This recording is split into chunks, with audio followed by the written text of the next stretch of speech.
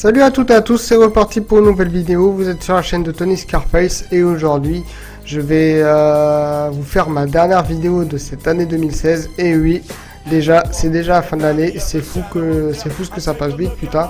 Donc voilà, pour cette dernière vidéo de fin d'année, j'ai décidé de faire un truc plutôt relax, plutôt cool. Ça va être sans prise de tête, voilà, il n'y aura rien de particulier. Je vais vous faire la critique du film Strictly Criminel dont je vous ai déjà parlé lorsque j'ai fait mon test de Mafia 3, parce que ce sont deux œuvres qui sont similaires par rapport à l'histoire, parce que ça traite de l'univers de la mafia. Mais donc voilà, c'est un film qui m'a beaucoup plu, qui m'a frappé. C'est quasiment, enfin, on peut dire que c'est un coup de cœur, donc il fallait absolument que je vous en parle. Donc voilà ce qu'on va faire. Comme d'habitude, je vais vous balancer une bande-annonce et je reviendrai tout de suite vers vous après cette bande-annonce pour débattre un petit peu de ce film et donner mon ressenti vite fait, comme d'habitude. Enfin, je dis vite fait, mais avec moi, quand je commence à parler, ça peut vite tourner aux alentours d'une demi-heure, donc on verra bien. Mais comme il n'y a rien de particulier à dire sur ce film, je veux dire, en termes de mauvais points, il n'y a pas grand chose, enfin selon moi. Il n'y aura pas énormément de choses à traiter, je vais aller à l'essentiel, donc je pense que ça va être assez court, je l'espère en tout cas. Donc je balance le trailer et je reviens vers vous tout de suite après.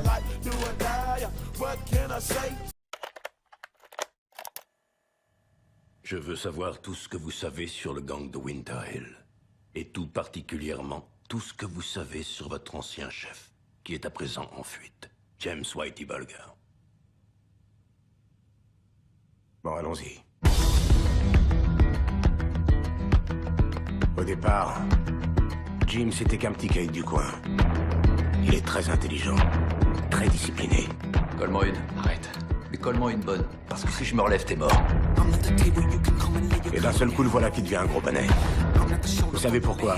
Parce que le FBI a laissé faire. J'ai grandi avec Jimmy et son frère Billy, monsieur le sénateur. Et ça crée un lien entre nous pour la vie. Ton frère s'aventure sur un terrain extrêmement dangereux. Les affaires de Jimmy, c'est les affaires de Jimmy. On a tous besoin d'amis. Même Jimmy. Même toi. Je peux t'aider, Jimmy. Et tu peux m'aider. C'est une alliance. On va faire livrer nos guerres par le FBI. Et on pourra faire tout ce qu'on voudra. Au succès. Ça ne fait que commencer.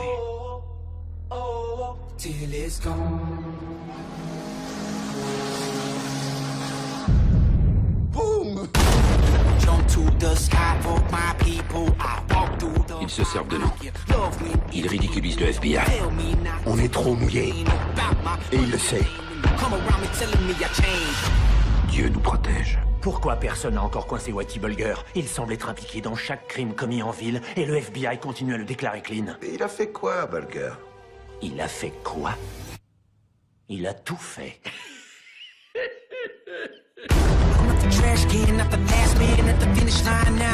T'as pas le droit de me dire ça. T'as changé, John.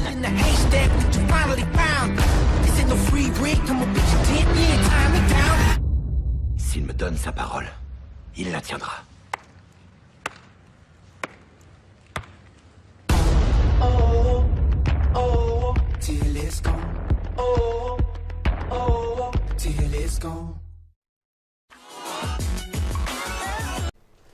Alors maintenant que vous avez vu la bande-annonce, il est temps de se pencher un petit peu plus sur la critique du film. Donc en premier lieu, je vais faire un petit tour du côté technique, ça va être assez rapide. Donc c'est un film réalisé par Scott Cooper, qui a notamment réalisé le film Les Brassés de la colère. Je ne sais pas si vous connaissez, mais c'est également un très très bon film, en tout cas moi j'ai apprécié. Il est également producteur et scénariste de Strictly Criminel, donc le film du jour.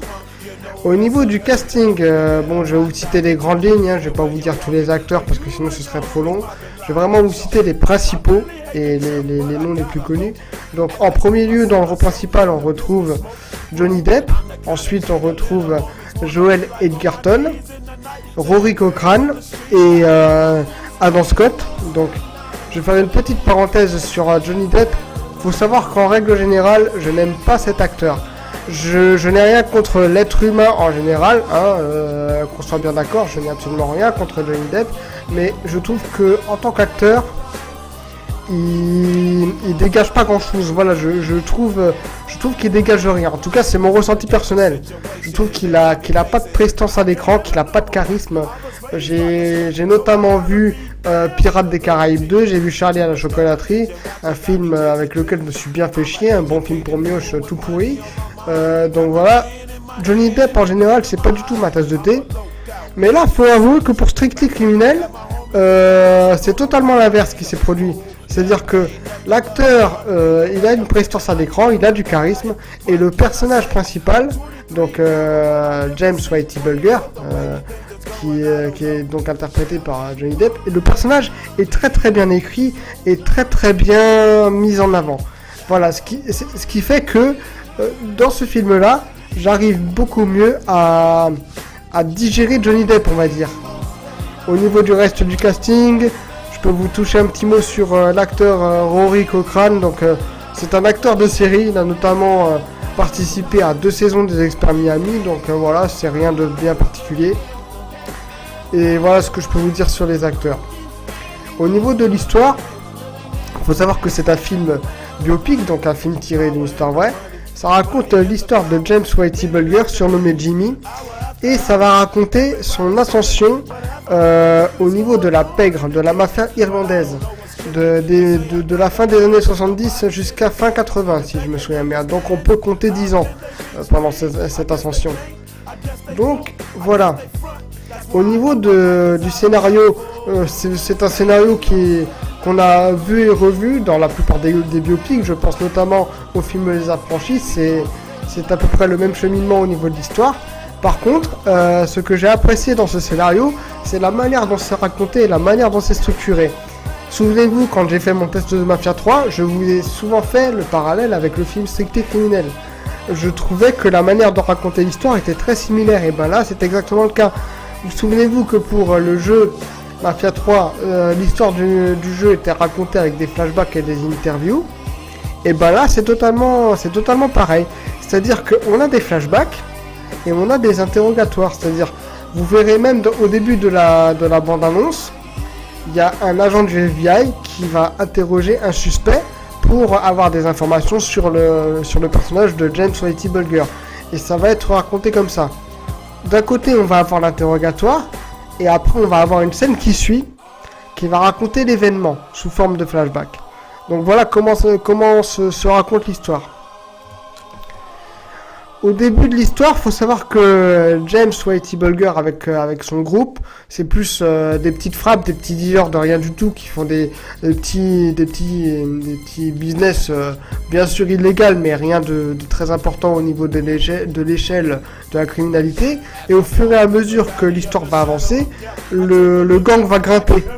C'est-à-dire même le James Whitey Bulger va former le groupe du gang de Winter Hill.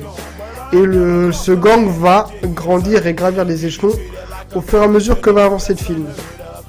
Donc voilà, il faut aussi savoir que le gang va avoir une alliance avec le FBI, parce qu'il faut savoir que le James Whitey Bulger a un ami d'enfance qui est agent du FBI, et le frère de cet agent du FBI est également un ami d'enfance de Whitey Bulger, qui est également maire. C'est-à-dire que le frère de l'agent du FBI est également maire de la ville. Donc vous voyez, le personnage de Whitey Bulger, il a quand même de très très bons amis pour traiter ses affaires. Donc le deal entre James Whitey Bulger et le FBI, il est très simple. D'un côté, il y a Jimmy qui va fournir des renseignements aux fédéraux pour arrêter la mafia italienne, parce que c'est l'objectif du FBI. Ils veulent arrêter les gangsters italiens. Et en échange, James il fait ce qu'il veut. Jimmy fait ce qu'il veut avec son gang de Winter Hill. Et c'est grâce à ça qu'il va réussir à grimper. D'ailleurs, le personnage de Jimmy le dit très clairement à un de ses associés. Il dit clairement au bout d'un moment dans un dialogue, il lui dit comme ça: écoute, on s'allie avec le FBI, on laisse le FBI se débarrasser de nos ennemis, et pendant ce temps-là, nous, on fait ce qu'on veut et on devient les boss. Donc vous voyez, ça fait partie du plan du gangster. Je trouve ça énormément malin. Donc voilà, c'est très très intéressant. Mais au fur et à mesure que l'histoire va avancer, la situation va se dégrader. Le personnage de Jimmy va voir les choses de plus en plus gros, il va avoir les yeux plus gros que le ventre, et au fur et à mesure, il va commencer à tomber. Donc voilà comment ça se passe au niveau de l'histoire. Je vais pas tout vous raconter, d'ailleurs le film il fait à peu près, si je me souviens bien, il fait 2h40, si je dis pas de conneries, peut-être un peu moins, peut-être, allez, 2h, on va dire 2h10, je vais être sage. Mais voilà, je vais pas tout vous raconter parce que le film est vraiment très très intéressant et vous captivera du début à la fin. Au niveau du personnage de James Whitey Bulger, j'ai aussi quelque chose de très intéressant à dire.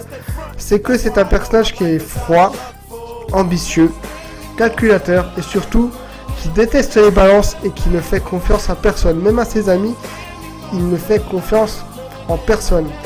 Il n'a aucune humanité, aucune pitié. Même ses amis, il serait capable de les trahir s'il en avait besoin. On va dire que la seule partie humaine, le seul côté humain qu'a le personnage de James Whitey Bulger, c'est l'amour qu'il a pour son petit garçon. Voilà. Et puis d'ailleurs, il y a une scène qui frappe, qui est très très importante et très bouleversante, qui témoigne de cette affection et de cet attachement qu'a James Whitey Bulger envers son fils. Mais je vais pas vous la raconter, je vais vous laisser la découvrir. Mais c'est une scène qui frappe, alors accrochez-vous. Donc voilà, le personnage de Bulger a confiance en personne, il déteste les balances et il est prêt à liquider le premier qui le trahit. Le premier qui le trahit, il lui pardonne pas, il le tue direct. Et celui qui se met à travers de son chemin, c'est pareil, il le bute. C'est la même chose. Faut savoir que c'est un film qui est aussi très très violent psychologiquement. Il y a un petit peu de violence physique avec des embuscades, des scènes d'action qui sont très très bien filmées d'ailleurs. Mais le film est plutôt violent au niveau de sa psychologie. Voilà, au niveau des musiques, c'est très typé années 80, années 70-80, donc ça colle avec l'époque. Voilà. On voit notamment le début de la démocratisation des jeux télévisés, ce genre de choses. Donc voilà, on voit aussi l'ascension des médias, enfin l'importance que prennent les médias dans ce film. C'est parce qu'il faut savoir que dans les années 60, 70-80, les médias ils étaient pas encore très très chiants sur le terrain, alors que là dans ce film là ça commence. Sinon, voilà. Qu'est-ce que je peux vous dire encore sur ce film ? Que le FBI galère pendant ces 10 ans de capture. Pas pendant ces 10 ans. L'ascension de Whitey Bulger a duré 10 ans. Mais la capture pour le FBI, elle a quand même duré, si je dis pas de conneries, elle a duré plus de 20 ans. Parce qu'elle a commencé en 1985. Le criminel James Whitey Bulger a été mis sur la liste des criminels les plus recherchés en 1985 et ils ont réussi qu'à le trouver, enfin qu'à l'attraper en juin 2011. Donc la traque a été très très longue. C'est quand même assez important et assez hallucinant. Donc voilà, et puis même au début, pendant le film, on va voir que les agents du FBI, ils en peuvent plus quoi. Ils sont largués, ils ont envie de choper cette merde, de choper ce mec parce qu'ils en ont marre qu'il leur fait tout le temps à l'envers et qu'il leur file tout le temps entre les doigts. Donc les agents du FBI, ils sont toujours frustrés de ne pas l'avoir. On va voir cette frustration tout au long du film, et bien entendu quand la traque sera finie, voilà. La personne sera ce qu'elle sera, et ses complices finiront là où ils devront finir, comme chaque criminel. Donc voilà. Comme je vous l'ai dit, au niveau des scènes, c'est très très bien filmé. Les scènes d'action, même si on n'a pas beaucoup, c'est plutôt bien filmé. On ressent bien l'intensité de l'action, on ressent bien les impacts de balles. Quand on voit une scène de meurtre, elle est très très bien filmée. Il n'y a pas de coupure, il n'y a pas de censure. C'est ça que j'ai beaucoup aimé dans ce film aussi. Et voilà, franchement, au niveau de la technique et au niveau de la manière dont c'est filmé, il n'y a pas énormément de choses à dire. C'est une très très bonne chose. Au niveau de la musique, j'ai envie de dire, la musique c'est un peu mon seul point négatif que j'aurais à dire sur ce film. Parce que la musique est bien, la musique elle est là, elle fait le taf, elle remplit ce qu'elle doit remplir quoi. C'est comme je vous l'ai dit, musique très fin 70, très 70-80 au niveau de la musique, donc ça renforce l'ambiance. Mais ce qui me chiffonne un petit peu, c'est c'est que les musiques sont assez discrètes, on peut pas vraiment en profiter, donc c'est un peu dommage. Sinon, voilà, j'ai pas grand chose à dire d'autre sur les musiques, et d'ailleurs j'ai pas grand chose à dire sur ce film non plus. Comme je vous l'ai dit, je n'ai pas relevé de gros défauts, parce que pour moi c'est clairement un film coup de cœur, c'est clairement un film coup de cœur. D'ailleurs, je serais pas contre le fait de le revoir encore, parce qu'il m'a tellement plu que je dirais pas non. Donc voilà, au niveau des acteurs, sinon tout le monde fait bien son boulot. Johnny Depp a de la prestance, tous les acteurs ont de la prestance, hein, même s'ils n'ont pas tous le même niveau de présence à l'écran. Ils ont chacun leur petit moment, leur petit moment de mise en avant. Ils l'ont tous, chaque personnage, même la femme de Whitey Bulger et son fils, comme je vous l'ai dit. Même s'ils n'ont pas tous le même niveau, ils ont chacun leur moment de gloire, on va dire. Et c'est quand même quelque chose de très bien que le réalisateur a voulu mettre tout le monde, enfin tous les personnages ont été mis en avant grâce au réalisateur, et ça c'est une bonne chose. Sinon voilà, c'est un film, un bon trailer psychologique, entraînant, qui nous captive du début à la fin. On n'arrive pas à décoller, en tout cas moi personnellement, je n'ai pas réussi à décoller de tout le film. Ça m'a vraiment captivé du début à la fin, et c'est pour ça que je considère ce film comme un coup de cœur, même s'il est sorti il y a maintenant 1 an.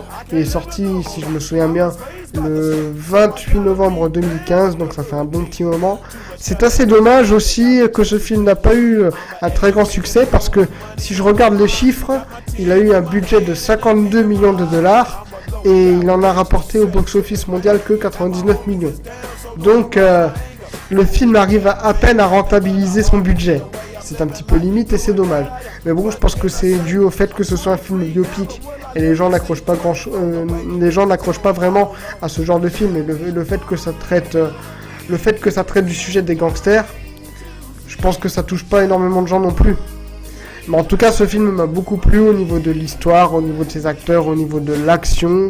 Voilà, c'est vraiment un film qui m'a plu du début à la fin. Malgré le petit défaut qu'il y a par rapport à la musique, ça reste un très très bon film et c'est un coup de cœur. En tout cas, c'est un film que je vous recommande. Voilà, c'est tout ce que j'avais à dire sur ce film. Donc, comme je vous l'ai dit, je n'ai pas dit grand chose sur ce film, mais comme je vous l'ai dit, il n'y a pas énormément de choses à dire. J'ai dit clairement ce qu'il y avait à dire, c'était assez rapide, et j'ai pas trop envie de vous en dire non plus pour vous laisser découvrir. Et voilà. Je vous ai dit ce qui allait, je vous ai dit ses bons points, et je vous ai dit son seul mauvais point que je considère pour moi. Mais pour moi, il n'y a rien d'autre à dire, parce que le film est très bon.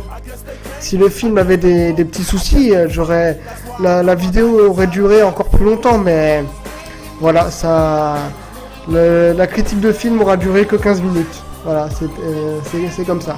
Mais bon, malgré tout, j'espère que ça vous aura plu.